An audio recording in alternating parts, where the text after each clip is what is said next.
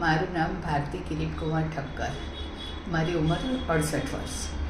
મને પગમાં કોઠળમાં સખત દુખાવો હતો અને ઘૂંટીમાં જબરજસ્ત સોજા હતા. એનાથી મારાથી બિલકુલ ચાલી શકાતું નહોતું. એક ડગલું માંડવું પણ મુશ્કેલ હતો. તો મેં ફિઝિયોમાં આવવાનું શરૂ કર્યું. પછી 3-4 દિવસે મને થોડું ઘણું સારું લાગ્યું, 25%.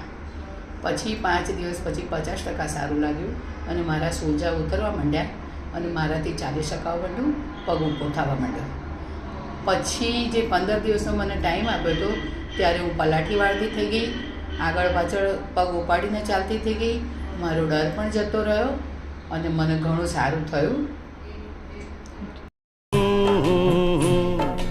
देखा एक ख्वाब तो ये सिलसिले हुए, दूर तक निगाह में है गुल खिले हुए. देखा एक ख्वाब तो ये सिलसिले हुए.